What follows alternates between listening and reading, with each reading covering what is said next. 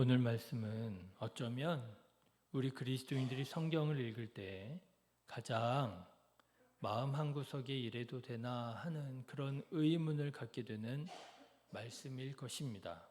바로 예수님께서 예수님의 가족을 무시하는 것 같은 그런 느낌의 말씀이지요. 예수님께서 무리에게 말씀하고 계실 때였습니다. 그런데 마침 예수님의 어머니와 동생들이 예수님을 만나려고 찾아왔던 모양입니다. 그래서 한 사람이 이 사실을 예수님께 알려주지요. 47절 말씀 보면 한 사람이 예수께 여짜오되 보소서 당신의 어머니와 동생들이 당신께 말하려고 밖에 서 있나이다. 충분히 이런 일이 있을 수 있지요. 그러면 여러분, 우리 상식과 우리 어떤 전통에 예수님께서 의당 어떻게 반응을 하셔야 했을까요? 우리나라식으로 말하자면 버선발로 뛰쳐나가서 어머니를 맞이하고 동생들을 돌봐야 하지 않겠습니까? 기본인 거죠.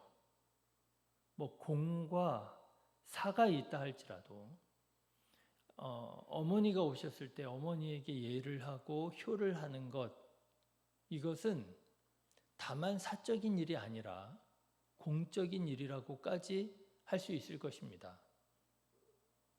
우리 생각에는 그렇게 생각할 수 있다라고 하는 거죠. 그런데 예수님은 그러지 않으셨더라는 거예요. 예수님을 기쁜 마음으로 환영하고 영접하지 않고 예수님께서는 예수님의 어머니를 오히려 어떻게 보면 무시하는 것처럼 그렇게 느긋하게 이런 말씀을 하시더라고 하는 것입니다. 48절부터의 말씀을 보면 말하던 사람에게 대답하여 이르되 누가 내 어머니이며 내 동생들이냐? 누가 내 어머니며 내 동생들이냐? 이렇게 반문하시고 그리고 또 이런 말씀까지 하십니다. 손을 내밀어 제자들을 가리켜 이르시되 나의 어머니와 나의 동생들을 보라. 자, 여러분은 이 말씀을 들으실 때 마음이 어떻습니까? 서운하게 들리지 않으세요? 아니, 말이야 바른 말이지. 그래도 어머니가 오셨는데, 그래도 동생들이 왔는데, 여러분, 예수님의 어머니 마리아와 동생들이 예수님의 이 말을 들었더라면, 여러분 그 마음이 어땠겠습니까? 서운하지 않았을까요? 서운하다 못해 화가 나지 않았을까요? 그래도 이건 아니지. 여러분, 예수님께서는 왜 이렇게 우리 상식에 좀 맞지 않고 그리고 어머니가 듣기에 서운할 수 있고 동생들이 듣기에 화가 날 수 있는 이런 말을 하셨던 것일까요? 도대체 가족에 대한 예수님의 어떤 이해, 가족들에 대한 예수님의 어떤 자세는, 마음은 어떤 것이었길래 도대체 이런 말씀을 하셨던 것일까요? 그런데 여러분, 물론 이 사건을 보는 우리들의 감정선은 이렇게 서운하고 이렇게 화가 나는 쪽으로 흘러갈 수 있다 할 것이겠지만, 그렇지만 감정을 앞세우지 않고 오늘 예수님의 말씀을 가만 들어보시면 여러분, 이것이 예수님께서 동생들을 무시하고 예수님을 무시하는 말씀이 아니로구나 하는 걸 깨닫게 됩니다. 여러분, 느낌에 그럴 뿐이에요. 느낌에 예수님이 어머니를 서운하게 동생들을 등한히 여기는 것처럼 그렇게 느껴질 뿐이지요. 여러분, 가만히 이 말씀을 한번 보십시오. 예수님은 어머니와 동생들을 무시한 것이 아니라 예수님의 가족 이외에 소위 우리가 다른 사람이라고 말하는 사람들을 어떻게 하신 거예요?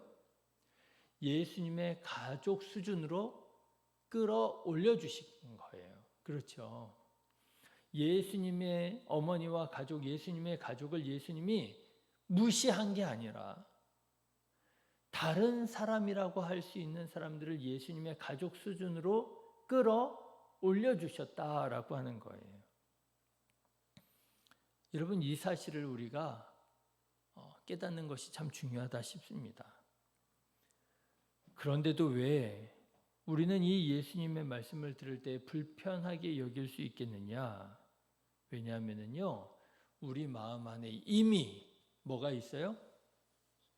편가르기가 있더라고 하는 거예요. 편가르기가 우리 안에 있더라고 하는 거예요. 그래도 어머니가 있고, 그렇죠. 그래도 동생들이 있는 거고, 그래도 이 사람들은 우리 식구고, 이 사람들은 우리 식구가 아니고, 그래도 이 사람들은 우리나라 사람이고, 그래도 저 사람들은 우리나라 사람이 아닌 거고.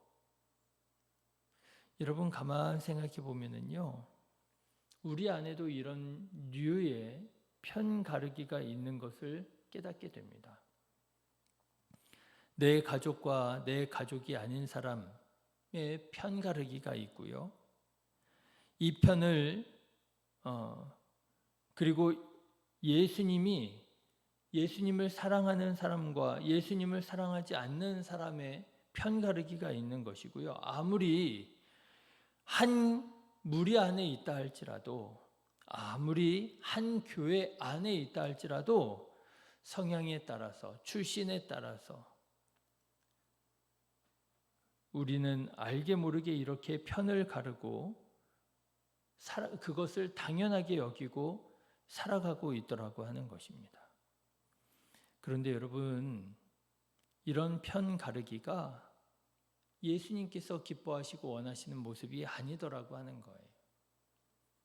그것이 아무리 상식적으로 그런 것 같고, 그것이 아무리 전통적으로 그것이 그래야 되는 것처럼 여겨진다 할지라도, 여러분, 예수님께서는 우리 안에 어떤 종류의 편가르기도 기뻐하시지 않는다라고 하는 것을 오늘 말씀을 통해서 우리에게 가르쳐 주시고 계시더라고 하는 것입니다.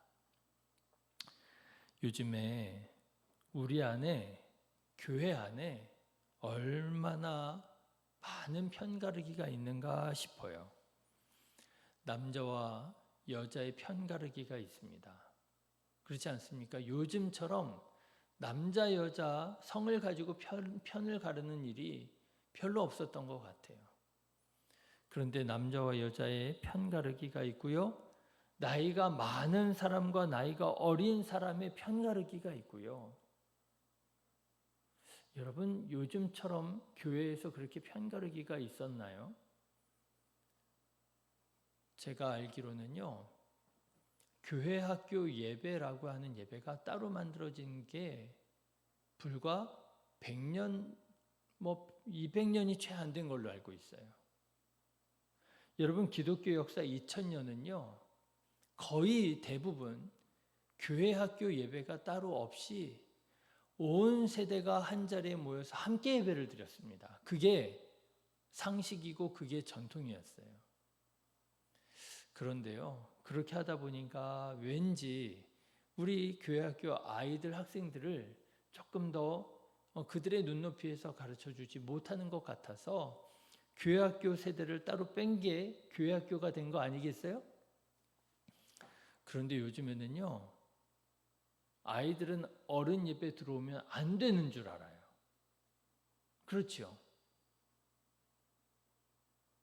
아니거든요. 아이들 부르는 노래가 따로 있고요. 어른들 부르는 찬양이 따로 있는 줄로 알아요. 그래서 저는 보면, 그래, 좋은 의미에서 교회 학교를 이렇게 따로 운영하는 거 필요하지만, 그래도 이 아이들이 어른들과 함께 예배 드리는 것도 경험하고 알아야 되지 않을까? 그런 생각이 들더라고요. 여러분, 바라기는 지난번 우리 수요 예배처럼 어른들과 아이들이 함께 예배를 드릴 때 다소간의 불편함이 있을 수 있다 할지라도 찬양도 너무 어렵고 빠르고 또 아이들이 왔다 갔다 하고 그런 것들이 조금 불편하게 여겨진다 할지라도 여러분 넉넉한 마음으로 배려해 주시고 그리고 바로 이들이 우리의 영적 가족이라고 하는 사실을 인정하고 받아들일 수 있는 그런 시간이 될 수 있기를 간절히 바라고 원합니다. 네, 여러분 생각해 보십시오. 요즘처럼 이렇게 편가르기가 많았던 적이 없었던 것 같아요. 그래서 심지어는요, 속회끼리 또 편을 가르는 것 같고요. 우리 속이 이겨야 되고, 우리 속이 더 잘해야 되고, 속회끼리 서로 간에 축복하고 하는 게 아니라 교회를 세워가는 것이 아니라 경쟁하고 나와 잘 맞는 사람과 잘 맞지 않는 사람 편을 가르고 여러분 이렇게 우리 안에 얼마든지 일어날 수 있는 그리고 어쩌면 일어나고 있는 이런 대부분의 편 가르기는요 하나님께 영광이 되지 못합니다. 주님께서 기뻐하시는 일이 되지 않아요. 여러분 바라기는 주님께서 원하시는 그런 편 가르기를 없애고 모든 사람들과 함께 더불어 평화하는 우리 성도님들 되시기를 주님의 이름으로 축원합니다.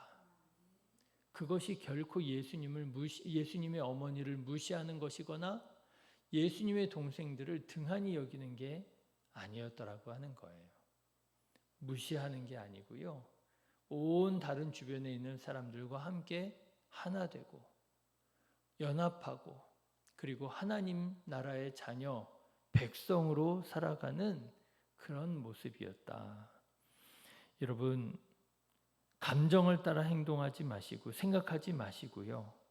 주님께서 우리에게 원하시는 것이 무엇인지 예수님께서 왜 이렇게 행하셨는지를 깊이 묵상해서 모든 사람들과 더불어 사랑과 평화를 나누며 하나님의 나라를 이루어가는 우리 성도님들 다 되시기를 주님의 이름으로 축원합니다.